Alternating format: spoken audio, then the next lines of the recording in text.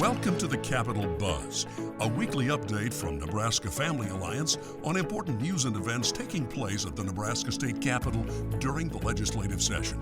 Here's your host, Karen Bowling. Week 6 of the 106th legislative session has concluded. On Monday, several pro-gambling bills were heard in the General Affairs Committee trying to expand gambling in Nebraska through sports betting, the lottery, and a constitutional amendment for casinos. Joining me today is Nate Gross, Policy Director of NFA. Nate, tell us about Monday's hearing and why NFA recognizes the harms of expanding gambling. Well, Karen, we're opposed to these proposals because they all serve to dramatically expand gambling, increase gambling losses, and expose children to harmful messages about gambling. We know that making a bet with a friend is one thing, but making the government a partner with and enabler of the commercialized gambling industry makes government a tool in the financial exploitation of our own citizens. When it comes to state-sponsored gambling, in order for the state to win, it's our own citizens who must lose. Gambling operators don't pay for the harms that they cause families, businesses, and communities. Taxpayers do. And that's why we were opposing these bills, and we were really encouraged to see that there wasn't a single proponent testifier in favor of these expanded gambling bills, and we had a room full of opponents who shared with the committee their concerns and sent a very strong message about ensuring that our government is protecting rather than exploiting our citizens. And in the room was Coach Tom Osborne. He knows the impact of sports betting, doesn't he? Absolutely. You know, this is something that we know isn't going to be good for our state in the long run. And in fact, in areas where sports gambling has been legalized, children now see gambling as central to playing and watching sports. And we don't want to see that happening in our own state. There was a bill before the Revenue Committee on Thursday that we supported.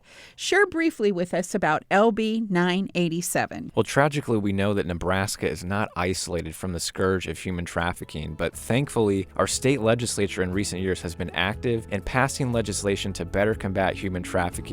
And this bill builds on those important pieces of legislation by providing increased funding to the Human Trafficking Victim Assistance Fund. So this is another step forward for our state to combat trafficking and provide aid to survivors. Until next week, thank you for joining Nate and I for the Capitol Buzz. Thanks for listening to the Capitol Buzz, brought to you by Nebraska Family Alliance and the generosity of this radio station.